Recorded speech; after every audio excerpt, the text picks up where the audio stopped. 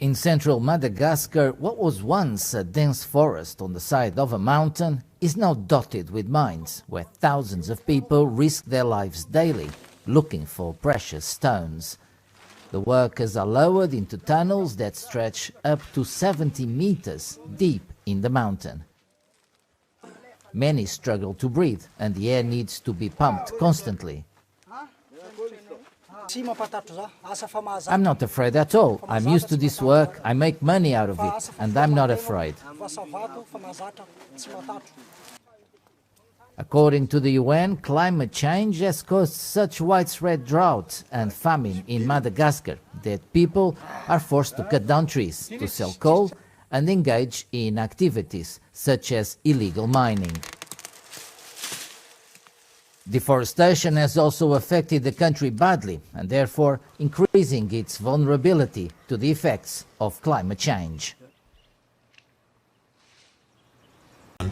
Kenya, Nigeria and Senegal. These are the countries U.S. Secretary of State Anthony Blinken will travel to from November 15 to 20, according to the State Department. In Nairobi, Blinken will meet with Kenyan President Uhuru Kenyatta to discuss topics including cooperation on ending the COVID-19 pandemic and regional security issues such as Ethiopia, Somalia and Sudan. According to the statement from the State Department, it will travel next to Abuja, Nigeria to meet with Nigerian President Muhammadu Buhari. There, it would discuss cooperation on global health, security, expanding energy access and revitalizing democracy. In Dakar, Blinken will meet with Senegalese President Macky Sall to reaffirm the close partnership between the U.S. and Senegal. The trip would be Anthony Blinken's first trip to Africa as the United States' top diplomat. This would pass as any other usual trash by the roadside, but on a closer examination, one would notice that used face masks are part of the trash. Wrongful disposal of face masks is becoming a great concern in Kenya, with an increase in the number of face masks being used daily due to the enforcement of mask mandate. The government had put the mandate in place in an effort to contain the spread of COVID-19, but a dilemma on how to handle used face masks is in the offing. Some people are also having diseases like TB, which are communicable. So when you dispose them off securely with other medical ways, we'll be able to have handled not only COVID but other communicable diseases that people are transmitting when using the masks. Some of the wrongfully disposed of masks find themselves into this already polluted river. The main concern is what impact will they have on the environment.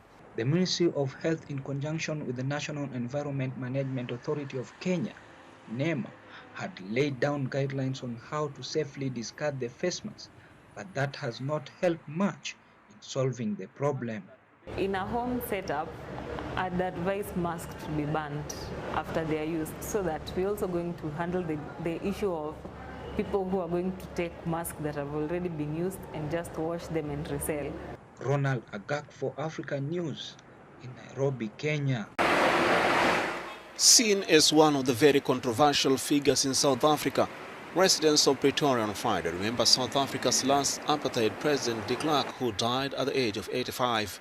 Many blamed him for violence against black South Africans and anti-apartheid activists during his time in power, while some white Africans saw his efforts to end apartheid as a betrayal.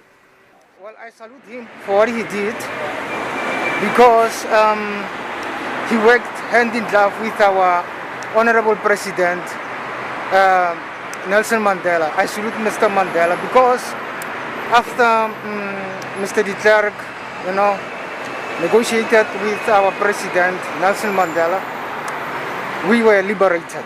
Thank you, may God bless. Cheers. He was able to succumb to the pressure of the struggle and release Mandela and then all the organizations that were fighting against apartheid. So that's my impression. For me, criticism, whatever, but my thinking is that let the man rest in peace now. De Klerk died after a battle against cancer at his home in the Fresnay area of Cape Town. He will also be remembered for championing multipartyism and fast democratic election in South Africa.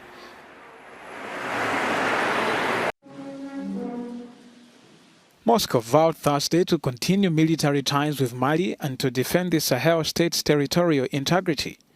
Russian Foreign Minister Sergei Lavrov said his country was prepared to do whatever necessary to defend Bamako's statehood. His Malian counterpart, Abdoulaye Diop, was in Moscow for talks. The two countries have cultivated deep military ties since an army takeover last August. Whenever Mali has been in difficult situations since our independence, Russia has always been with us. Today we are in a difficult situation and we're still turning to this friend so that they can help us out. In September, Bamako was reported to have agreed a deal with Russian private security firm Wagner to deploy fighters in the country, prompting threats from former colonial master France and Germany. We will do whatever is necessary to prevent threats to Mali's statehood and territorial integrity. Mali's closeness to Russia has strained its ties with Paris, which was forced to suspend military cooperation in June before rescinding the decision a month later.